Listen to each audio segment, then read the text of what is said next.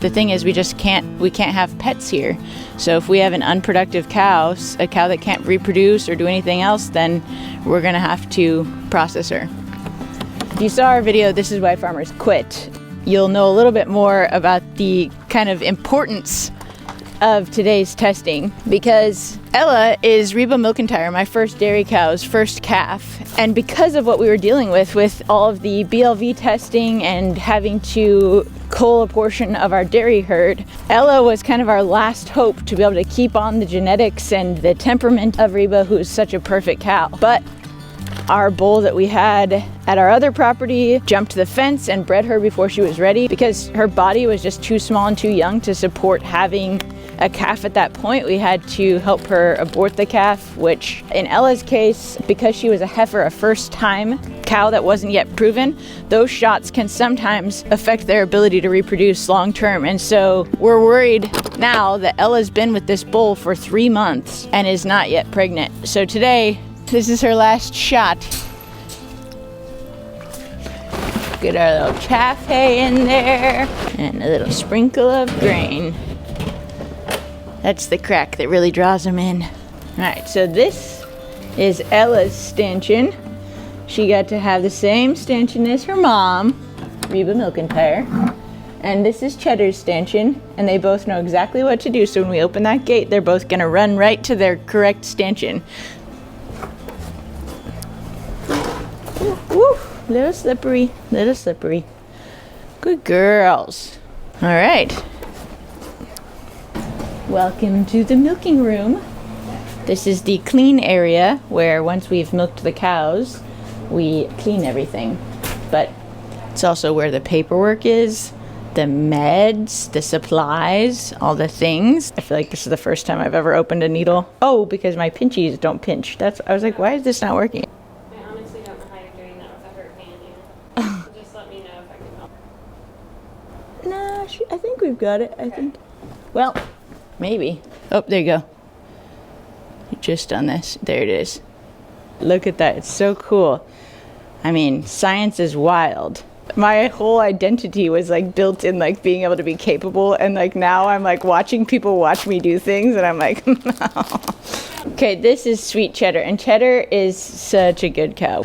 Whew, it was a big risk the way we brought her in, but she has turned out to be an absolute gem. We love Cheddar.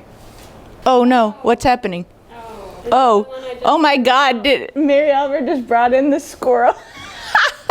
So passive aggressive. There we go. There we go. There it is. Okay, there it goes. That was a good draw.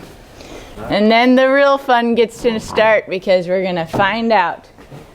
Okay, a little anticlimactic there. It's coming. Okay, so watch out, it's gonna be really wild. Just kidding. Well, as soon as they finish eating and I shoo them out, then it's gonna be really wild. Cheddar is not a wild one. Ella's the wild one. Cheddar is so sweet and calm. And if you remember from our morning chores video, I'd asked you all to help me name her, and we ultimately landed on Cheddar. I had started by calling her Butter because, I mean, let's be honest, butter is my favorite food. And I was like, well, the next cheese after all this mozzarella and everything else is going to be Cheddar. So come on, Ella, I see your tail moving. We don't need to have any little poopies while you're here. You can take that right outside, ma'am. Thank you. Take it with you. Perfection. Now comes the good stuff. This is the moment that will determine Ella's fate, because if she's not pregnant, well, okie doke. We're gonna do this one as Cheddar's, and this one is gonna be Ella's. We need to get exactly this amount of blood from the vial, and then we're going to put that down here, and 6 drops of this. I feel like a scientist when I do this, but I was never really smart enough to do any science. Can't even keep my beakers labeled properly. It's like Dexter. 5, 6. All right, set the timer. 20 minutes. Let's go put those cowsies away. She's really going to town on this. So, the year that I was doing all the cows, milking all the cows, she had this disgusting habit of bringing in some sort of rodent, rabbit, whatever else, and she would crunch on it very loudly next to me while I was milking. If there were a human chewing like that right next to me, I would have gotten up and left the room. But for some reason, when it's a cute little animal, it's somehow acceptable. Say hi to Mom of all trades, by the way. Okay, girls, are we ready? Let's go back. Let's go back. Come on. Because of everything that we had been dealing with the BLV, with our herd, at the time that Ella was born, though she was the promised calf, the way to carry on my genetics with Reba McIntyre, unfortunately we can't test for BLV until they're 6 months old. So I was really hesitant about falling as deeply in love with her as I had really wanted to with my first heifer calf that I'd actually get to keep and raise for her entire life and milk her entire life until that 6 month mark. And ironically, we got the test. It was negative. We celebrated. We were so excited. And I finally started working with her and allowing myself to kind of love her a little bit more. But at that point, she already was a little bit wild. You know, whereas Cheddar had been snuggled and loved on, been around kids and everything every day of her life. And that's part of why she came to us with such an incredible temperament. So, I mean, depending on what happens with Ella here, if we end up with only one heifer that's pregnant,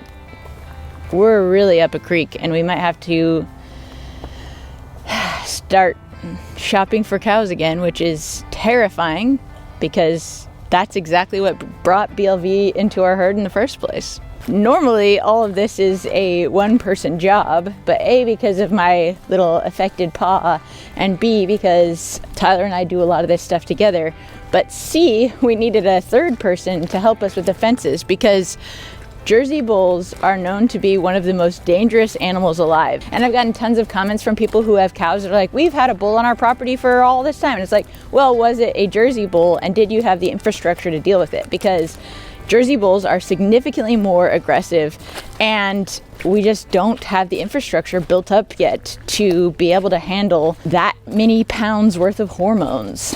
All right, it's time. Let's go see. Okay. Oh my gosh! It's positive.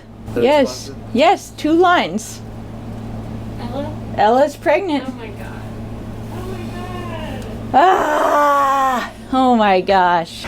I cannot believe this. Oh my gosh. I cannot possibly be more thankful right now. So yeah, we've got 2 pregnant cows. Ah! What a relief. Oh my gosh, what a relief. Yeah. Okay, can I tell you a secret? Yes. Okay, I actually already tested Ella a cycle ago because I was so panicked. Yeah. And she wasn't bred. Oh, no way. I didn't want to tell you because I wanted Tyler to just spilled the beans that she'd actually tested her last month, and she tested negative. So somehow, in this last ditch effort, this last cycle that we kept the bull extra, by the hair of someone's chinny chin chin, she's gonna stay.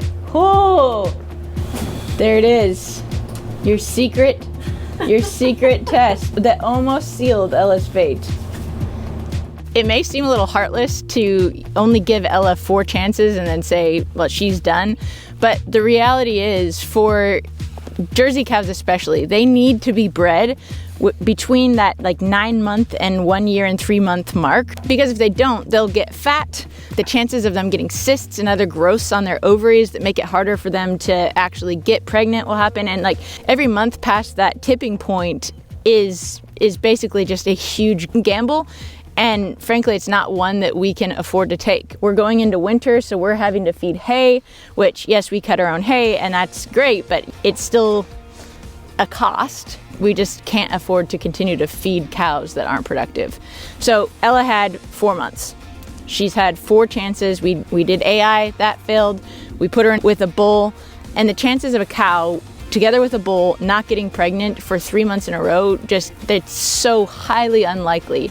And so this truly was it. This was her last shot, and boy howdy, she snuck one under the wire. Everyone waved to my parents. They're visiting for the holidays, and I immediately had some errands to send them on, so they're on the way to Kentucky to get some pig food. We try to supplement as much of the feed as we can here on the farm, but keeping animals fed is not a cheap endeavor. I've been able to offset an insane amount of my feed costs by bartering, trading, and you know, kind of wheeling and dealing. So if you want to learn more about how I feed my animals as inexpensively as possible, you can check out my article on that on my Squarespace website, annofalltrades.com. Squarespace has been a fantastic resource for someone like me who is not tech savvy at all, to be able to easily drag and drop whatever information I want to share with the world into a beautiful artist design template that then shares it with the world. My Squarespace website has an online store that is super easy to use, and there you can find all of the educational resources that I'm selling, any physical products that we have, merchandise, and if you'd like to support our channel, annofalltrades.com is a fantastic place so you can do that. Squarespace also has a scheduling app that helps me to schedule all of my online meetings without having to deal with a ton of emails and other things, and that just opens up more time to spend on the farm with the animals that I love. If you're interested in starting a website of your own, go to squarespace.com, and when you're ready to launch, go to squarespace.com/annofalltrades and you'll get a 10% discount. If you like this video and you want to see more like it, you can check out the video where I tried to milk my feral beef cow and I nearly died trying.